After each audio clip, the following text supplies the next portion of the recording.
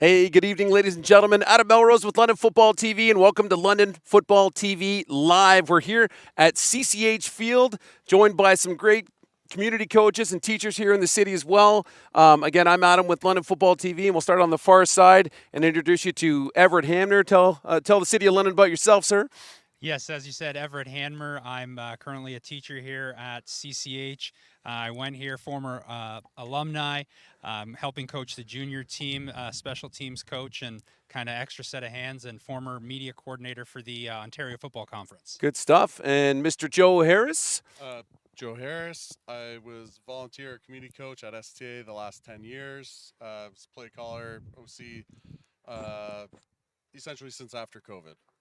Nice. And Dylan Sherville, you've been involved just a touch this summer and a little bit with football, so fill us in on your background. Yeah, just a little bit. Again, alumni of CCH myself. Kind of cool to come home. So, so I helped out with the Junior Mustangs with the under-18 defensive line, with the Ontario champions. It was pretty awesome.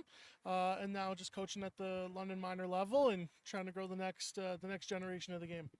Very nice. So let's talk about a little bit of sort of schedule for the day. Certainly the whole idea of this LFTV Live is essentially this will become a weekly show. So if you're watching right now, great. If you're catching it later on, no problem. Really just looking at talking the last week. You know, what happened in the TVRA senior football side of things, and then certainly throwing some predictions up too on this week's game. So again, it's open forum. You're allowed to have your own opinions here. If you have differing opinions, throw it in the chat, and we'll definitely be happy to discuss that as well. But let's kind of get into it, and let's look at sort of the week one matchups that we saw in the TVRA. And coaches definitely feel free to jump in, and if you have any feedback on it. But in week one, we see Clark Road 29-7 win over Montcalm over at Montcalm High School. There we saw STA in a 2-6 loss to Oak Ridge. Obviously, Coach Joe, I know you said you had no comment on that one. Comment. Battle of Oxford. It was a tough one apparently. Absolutely. So moving down the list a little bit here, Parkside in a big loss to Sir Frederick Banting. And I know we're going to be talking about Jack McKay just a little bit this season, I think. A big W there. I believe the score was higher than 35-0, but per the rules on the website, obviously we can't go any higher than that. Medway coming in strong with a 19-6 win over Sab in week one. College Ave 16-7. Nice close game there in Ingersoll. CCH with, I want to call this like biggest upset of week one, if I may, because South all over social media, ranked on Ontario high school football, all these other things, and CCH just quietly coming in, putting the work in preseason, and my opinion, biggest upset of the week. Great atmosphere there at South too. Was there home opener defending, great atmosphere, but the senior team, they went in and they stuck to their game plan. They ran the ball hard, threw the ball well, but overall that was a big win for the Crusaders to open their season. Absolutely, and we're not just showing love there because we're on that field right now, right? So Saunders with a 48-13 dub over MTS. Now, we've coached a lot of those kids at Saunders this summer, Coach Sherville, and we knew Johnny Football, Ian Liberty, was going to be putting in the work. So did you catch that game or any feedback on that game? I definitely caught some highlights of the game, as well as some coaching staff changes at Saunders as well. I think that's going to really bring that program up to the forefront this year. They, adding a lot to that offensive game plan, utilizing the players that they currently have. And if you haven't watched Saunders play football, their offensive and defensive lines, they control the game. They have some absolute studs up front. Dylan Fauner being one of those players where he can just move someone from point A to point B against their will. So when you have the quarterback in place, you're starting to get the lines in place. You have that star receiver in La Liberty. There's a lot of good things going on at Saunders right now. A lot of things that program can be happy and proud of and move forward with. Well, and you got the inclusion of Jake Kirk and Greg Wilson helping as well too. Two championship coaches from the summer at Junior Mustangs. So what a terrible addition to add to the coaching staff there as a couple of studs on the coaching side of things. Now let's talk AB Lucas and Laurier. A game that was 31-0 for AB Lucas going into the half. And man, the halftime speeches must have been unreal for Laurier because they come back and tie it up, in a 38-all final. A.B. Lucas with the run threat from Cam Bordeaux, his clone Sigurdsson doing a great job, Melrose running the snot out of the ball, Anthony Green having a day, but DJ Fonte making something out of nothing for Laurier, and I don't mean nothing. There's still weapons there, but he doesn't have a Ben Kaburjevic downfield. But we do have, Alejandro Rivera and a variety of other guys on that team, and Laurier looking fantastic in the second half. So they're allowed to have ties? yes, in regular season. In regular season, there's no time for taking it back to the 35 and marching it. 38-38. We haven't had a tie in TVRA in a while, but that was definitely one of them. In kind of surprising, not surprising, but a good showing to be down a big deficit in week 1 early on in the season. Teams talk about adversity all around. That's really good bounce back there to be able to come back and tie that game. Yeah, absolutely. It just speaks to that leadership group that's there, right? DJ has seen a lot of things before. He's been in a lot of different games. He's been around a lot of different players, trying to get the most out of the guys that are around him right now. Obviously, a great showing going through adversity. It's going to speak a lot towards what they're able to do and how far they're going to be able to go this year. Yeah, and DJ, I'm there in the middle of the field filming that game too. Just a natural leader, just amping his boys up and just getting from the guys sitting on the bench to the guys on the field, and playing free safety too. So we like us some DJ Fonte in the city of London for sure. East Elgin with the Rouge against St. Joe. St. Joe's having a day too, and it looks like you might have a comment on that, Everett. No, just okay, sorry. Love the Rouge in Canadian football. Oh yeah, anytime we can get that. Some people love to hate it, but when it works in your favor, you love it. It's beautiful. And then a nice close game, Strathroy and Glendale 28-22. So week 1, certainly, I'm still calling the CCH South game probably the biggest game of the week and the biggest upset of the week for week 1. Moving into week 2, certainly we've got a lot of talent going on here again. Ingersoll over Montcalm by 30. Strathroy over Clark Road by a nice gain here too, 34-15.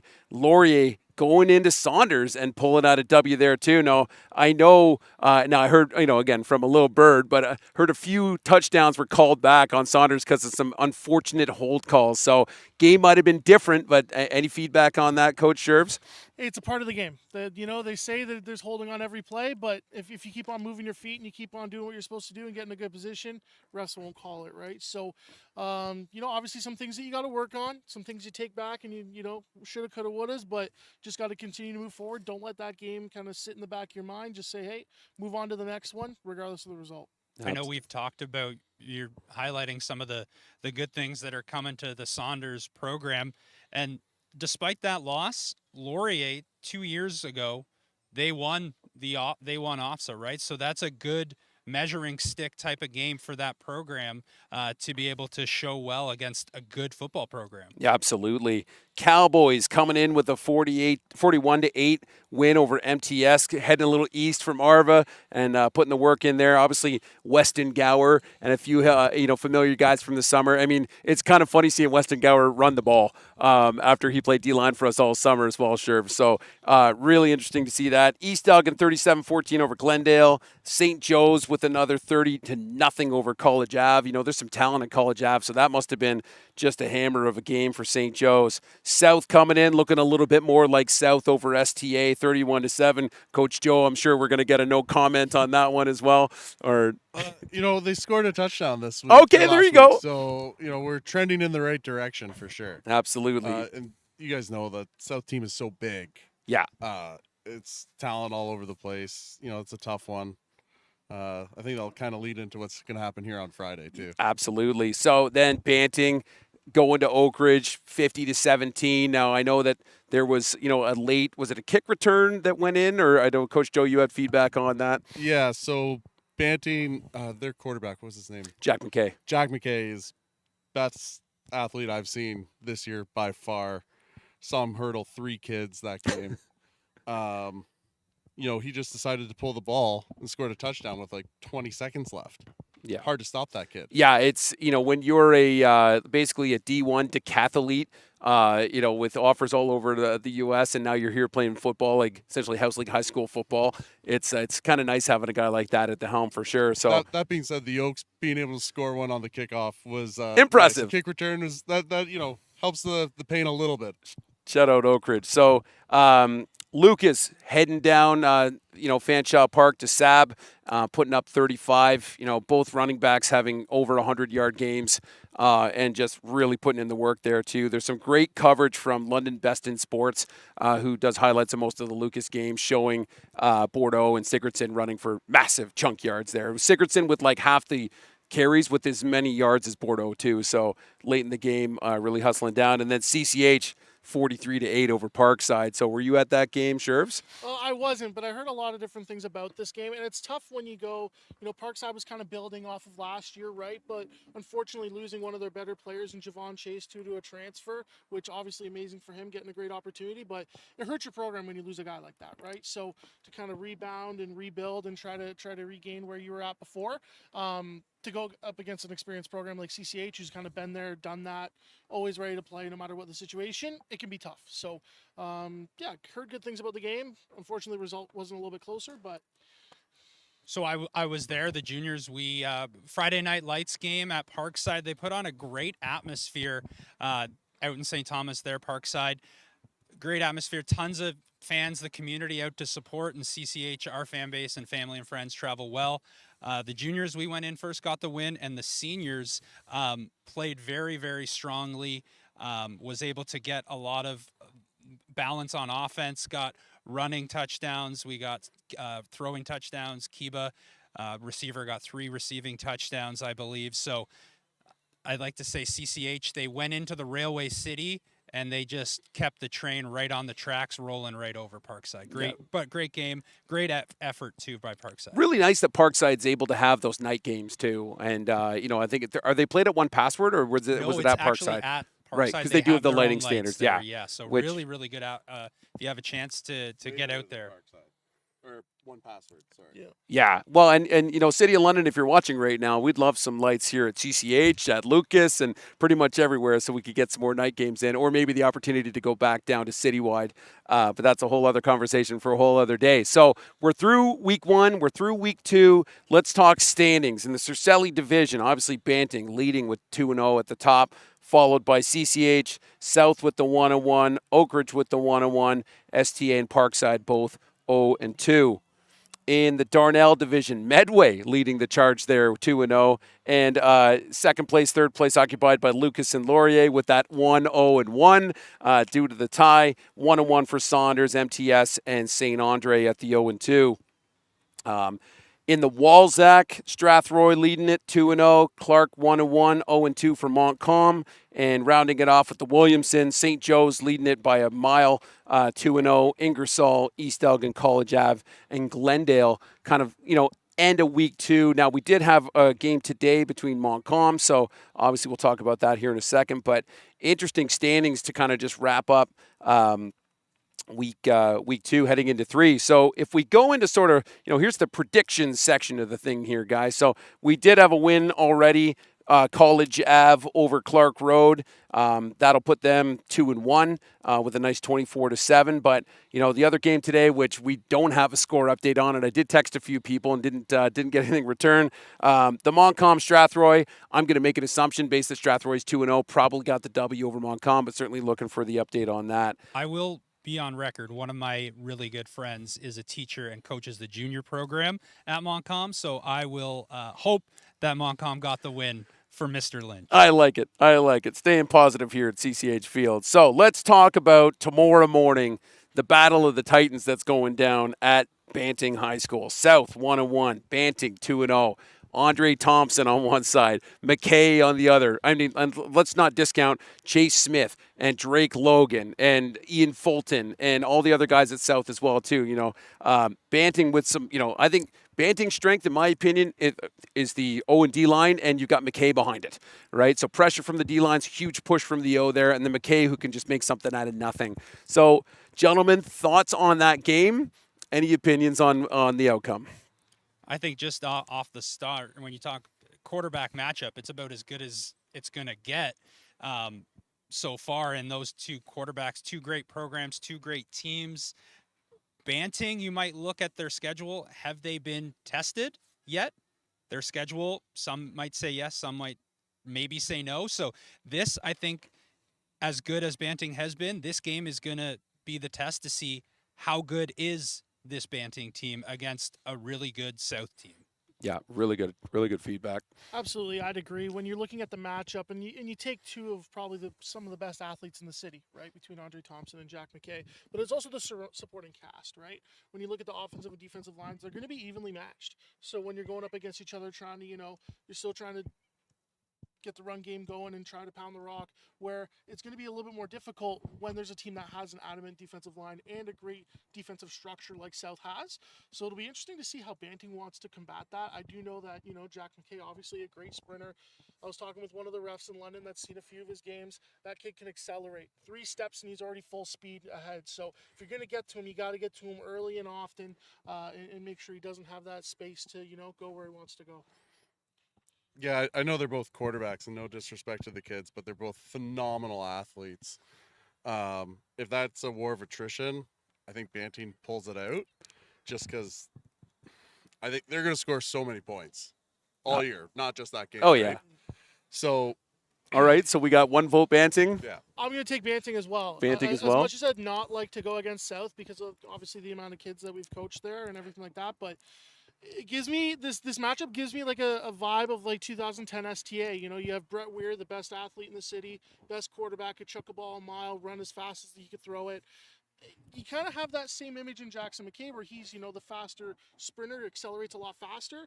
But again, big athlete, right in the middle of it, in the thick of it all at the quarterback position, dictating the pace of the game. I'm going to go with the Banting side of things there. Love it. Coach Everett. I'm going to say Banting gets the win. I haven't seen them live. I was at the South game when the seniors played. South is a tough football team. I think they'll play them hard, but I think based on supporting everything we've said here that I think my guess is Banting. For sure. And if South really does, like, obviously all teams want to win the game, right? But if you are South, you got to get your playmakers in some space, get them moving around, get them moving across the formation, get them in open space, get them the ball. You have some amazing playmakers. Drake Logan played for Team Ontario this summer, amazing athlete. Chase Smith, even Josiah Thompson, he's unbelievable as a corner and as a receiver. You got to get these kids the ball in space, go and allow them to make a play. Because if you're going to be stagnant, then obviously the defense can prepare, get set up, and be ready to go. But if you're moving them all the way across the field and putting them into different formations, that's how you're going to confuse the defense. So I think that if South's going to try and create the upset here, that's going to be the best way to do it. Yep. Well, I'll be that guy. I think South's going to pull this one out. I think Andre's going to have a game. I think Andre is a kid that gets really pushed when he knows there's big pressure coming. And I think you see a magic play from him. I think Chase Smith, I believe, who was kicked out of a game, might have missed week 2, comes back in this game, and you got Drake Logan. So I think Smitty makes a big defensive play, and I think Logan's catching footballs. So, and if you're watching right now, there's a bunch of people in the chat. Feel free to throw in an opinion as well, too, for any of these games. So let's flip gears here, guys. Let's go to Laurier and Medway. So you got a 1-0-1 Laurier team coming into the 2-0 Medway at Medway. Thoughts, Coach Everett? I think Medway gets the win here. Laurier played CCH in an exhibition game at the showcase game out at Citywide, put on by the Beefeaters. Saw a lot of things. Laurier is a good team for sure. I just think Medway, they've got a couple of twins, I believe, on their team that are strong players for them. I think Medway gets the win there, stays undefeated. Coach Harris? No disrespect to Medway, but having DJ have some adversity, and I had to coach against those guys 2 years ago in a city championship game. I think Laurier is taking that. Okay, 1-1. Coach Sherves? I'm going to go with Laurier here. They've seen a little bit more adversity and also the strength of schedule. They've faced some tougher opponents already. Medway does have an amazing complement of players. Obviously, Weston Gower, who we've touched on before. Roman Pierce, a phenomenal wide receiver that's going to be out there. The twins that are out there as well. They do have some amazing talent out there. Is that talent enough to push them over the top of a talented program, an established program like Laurier? Okay, so I'm picking Laurier. Laurier, okay. I Got to hear it from the wolf's mouth here, Coach. Absolutely. Right? I'm taking Laurier in this matchup. It's going to be close. I think it's a 7 to 10 point difference. Yep. For sure. Comes down to 3 to 5 plays that are going to make a difference here. At Medway. At Medway. Doesn't matter. 11 o'clock to what? Doesn't matter. Yeah, we just gotta wake up and make sure they have a good. I'm with you. I think breakfast. we're unanimous on this one. I think Medway, usually a big, strong team, but there's too much technical ability on Laurier, and I think we get a 4-0 here for Laurier. Let's move to. Hey, I was Medway. Yeah. Oh, I'm check on that. the I'm record sorry. So Medway. 3-1. Okay, so it's the opposite of the last one. So we'll keep tabs on this one, and we do this again with the same group next week. We'll be able to follow up on that one. So in the St. Joe's Glendale, I think based on the success so far of St. Joe's winning games by a mile, I think St. Joe's takes this one. No disrespect to Glendale, but I think St. Joe's just a powerhouse per usual here. And any other opinions on that, gentlemen? No, pretty much status quo for St. Joe's, right? Obviously, being the Kings of St. Thomas there, they've had some challenges from Parkside in the past, but St. Joe's obviously used to playing that higher level of competition when they did used to play in the London conferences. Have a great coaching staff there who've been there, I believe, for quite a long time. So definitely good to have some consistency, and it's good to see Glendale competing against bigger programs like that. I do know that the county leagues used to kind of be not looked down upon, but there wasn't always the most competitive leagues down there. So hopefully we see a good game tomorrow. But yeah, I'm thinking it's St. Joe's for sure. Good stuff. Yeah, I'm also going Rams. Support our little Catholic brethren down in St. Thomas. They like you said, they run a great program. They have a staff that's been together for a long, long time, and it really is a community down there, or like some other place that we don't know about, There you go. right? Yeah, Yeah. But I think the Rams take that one. Okay. I'll go St. Joe's as well. The Rams, echoing what we've said here. Perfect. Well, let's talk about one of the two night games tomorrow night. Saunders traveling to AB Lucas for a little under the lights game at 8 o'clock. 1-1 Saunders coming into the 1-0-1 AB Lucas team. Why don't we start with you, Coach Dillon, this time? We'll work back across that way. Yeah, I'm all in on Saunders. If anyone asked me in the summer who I thought the dark horse team was going to be to win a city championship, it's going to be Saunders, right? Obviously, I'm very, I bleed blue at heart, and CCH was always, my pick to win every year, regardless of what's going on. But Saunders is that dark horse team. They have the pieces that they need to win a championship.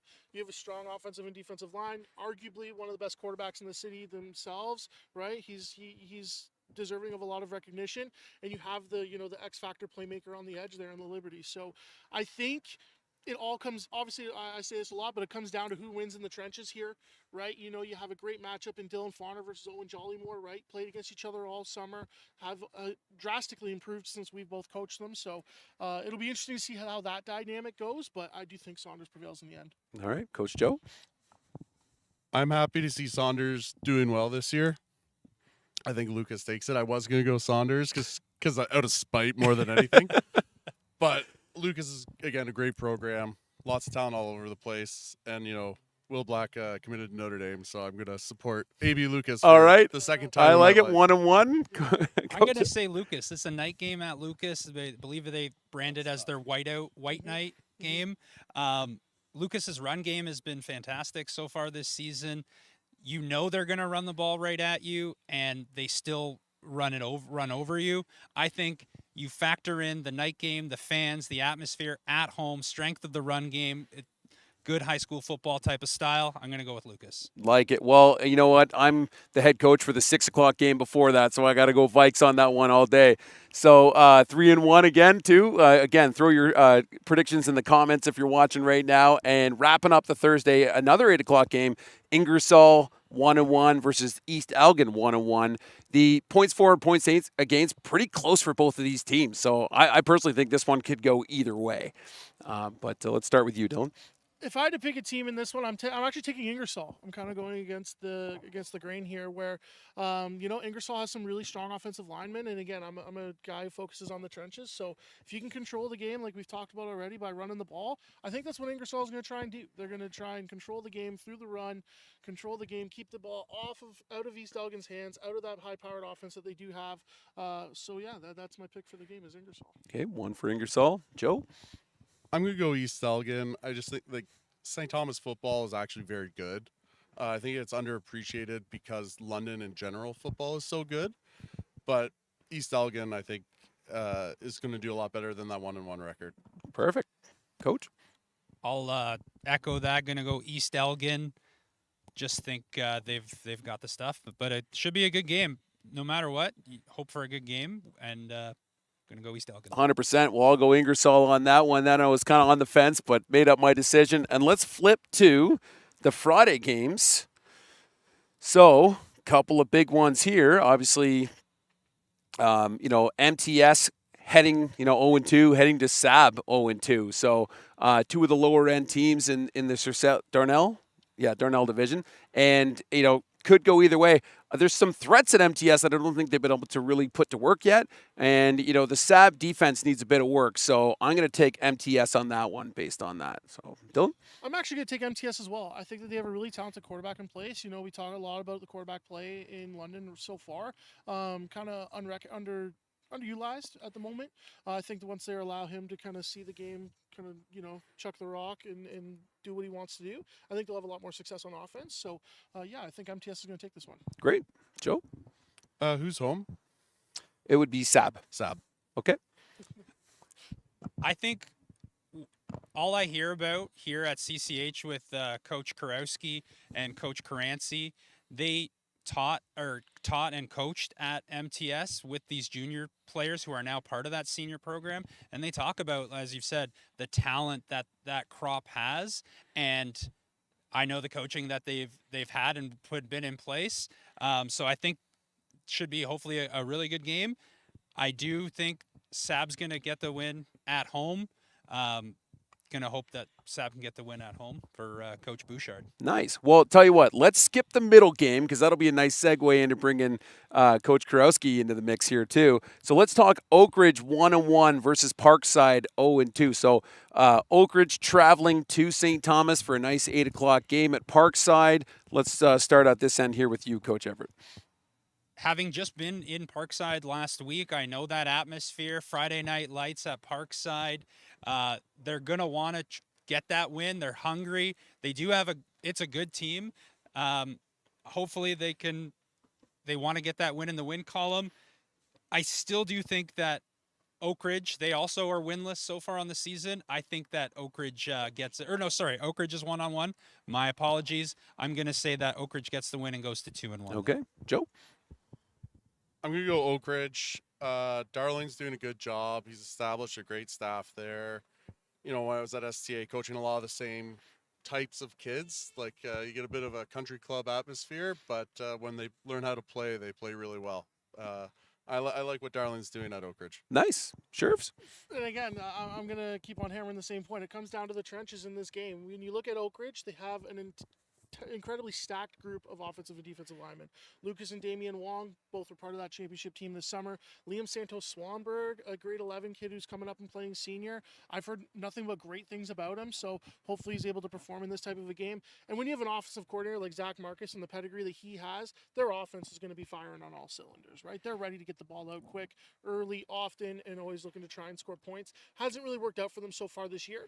I think this is the game where they kind of break everything open and where they're trying to, really utilize all of the weapons in the offense rather than just, establishing the running game early. Love it. All right. So I'm assuming another vote Oak Ridge on this point. So, yeah, I'm with you on that 100%. The Wong brothers were an absolute treat to coach in the summer. Damien coming to us to D-line from O-line was huge. I mean, the kid benches like 4 something. It's nuts, right? So popped me really good in the collarbone one time that hurt for weeks. Still kind of hurts. But we'll give it to the Oak. So let's flip it to the big one that's happening right here at 8 o'clock, the alumni night here at CCH. STA coming in to Kennedy. And I'm going to start with you, Dill. Yeah, I mean, I'm obviously quite biased in this one. I think CCH takes this one, and sorry, Coach, I just don't think it's close. CCH is firing on all cylinders at the moment. Bringing back that tradition with Coach Karowski and Coach Caranci. They're firing on all cylinders, and they have the weapons in the right place. Just like we talked about with Saunders, CCH has the exact same thing. They have the strong offensive line led by Liam Davis. They have a strong defensive line. But the receivers, Tyson Serpa, and I believe it's Marcus Fleury, they're phenomenal. I hadn't heard about these kids before. Watched some of their games, watched some highlights, and man, they're sensational. They can get some space and allow their quarterback Jed Troopers to sling the rock and air it out. So if you're not one dimensional, you have a way better chance at winning games. So I think it's CCH by an area code. So perfect, good. Coach Joe. The coaching talent at CCH is questionable at best. They're looking at me weird behind the camera here. It's 3-on-2 right now, man. Right? No, they have a lot of talent. I watched their game against South, huge up front, and having a third-year quarterback, I think everyone can attest, that makes a huge difference. They're no longer a kid, right? Yeah. They know what's going on. That being said, I think STA is going to be surprising to you guys. I hope, and I got to take my Flames no matter what. All right, Understandable. Coach. Well, I will say, again, I'm teaching at CCH, an alumni of CCH. I'm going to pick CCH in this game. But to the point he said that if people don't know, CCH and STA, that's a rivalry. We like to ruin special events. There you go. It doesn't. Over the years and having coached different sports and different teams, that's one of the schools where it almost doesn't matter if it's 2-0 versus 0-2 or whatever the records may be. As a Crusader, you're going up against the Flames. They're going to bring their A game. STA is going to want to, as he said, try and ruin the alumni night festivities here, which is going to be a really good time. Hopefully we have around 1,000+ people here in Kennedy Field, which the confines, you're really tight. You feel them almost right on top of you. So going to be a great atmosphere. The lights, we're bringing in some lights. $5 at the gate. Again, juniors kick off at 6 o'clock. Seniors scheduled for 8 o'clock, pending the timing of the junior game, but should be a great atmosphere. A lot of effort goes into putting events like this on.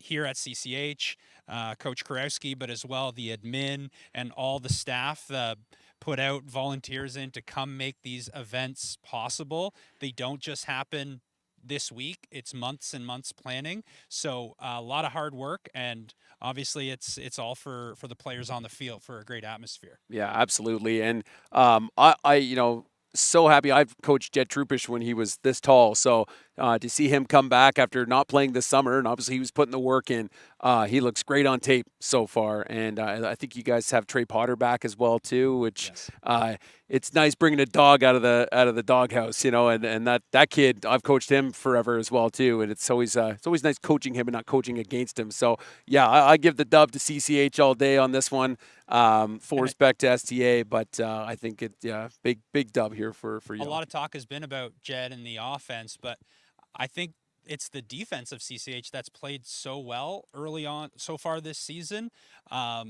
Defensive coordinator Drew Irvin was the head coach of the junior program last year. He's back up in senior this year, coaching the defense along with Luke Thomas. And the front seven have played very physical. The D-line have been great. So defense wins championships. Defense wins close games. CCH's defense has been really strong so far this year. Absolutely. And shout out to Kelly Sims, Nathan Sims' mom in the chat right now saying CCH is going all the way. Lots of support for this school all around the city for sure. So I think that kind of wraps up our predictions for week 3, gentlemen. Ideally, again, if you're just joining us, Coach Ever, Coach Joe, Coach Dylan, I'm Adam Melrose with London Football TV. Really just trying to make this a weekly show. If you're interested in having this at your school or want to get involved, let us know. And certainly always throw your predictions in the comments as well too, because we'll tally up the predictions from this week and maybe we'll talk about them next week again and see who was close. But let's flip the script. I know you kind of started talking about alumni night. Do we want to bring in Coach Kurowski and bring him in, and we can sort of just touch on that again? Is their best? Yeah, come on in, sir. It's alumni night. You touched on it. What's the gate fee? Obviously, we're here at CCH. How early can we get here? Can we bring chairs? Fill us in. Yeah, alumni night, it's a great event. It's really here to celebrate our student athletes, school community, our staff. And this is an event we brought back last year for the first time before COVID, in which we hosted Lucas, and you were coaching in that night game. Yep. And it's a great event. It's $5 at the gate. It's a great event that brings 2 school communities together, and it's really an opportunity for students, not just at CCH, but at STA, to get an opportunity to play a showcase game under the lights, and the kids love to play these special night games. The gate is $5. Last year, we actually drew about over 2,000 people. So this should be a major event on Friday night to celebrate London football. Absolutely, and we're looking forward to it too here. Obviously, there's going to be all the great content providers in the city. I'm sure will be here as well too. One of the things we'll be adding to the show next week is content from Pershots. We got London Best in Sports. We got Dynamic Shoots. We got B&M Film. There's so many quality cameras in the city right now catching great football content. So I guarantee Pershots will be here on Friday night too, getting you guys on film looking pretty. So I think that's going to pretty much wrap it up. So I want to thank the CCH guys for letting us hang out on your field. It's a beautiful grass field here at CCH and only minor weeds. This is a lot nicer than most of the fields in the city. So I just want to thank Coach Ever, Coach Carouse, Coach Joe, Coach Dylan. I'm Adam Melrose for London Football TV. This has been London Football TV Live, and we'll see you next week.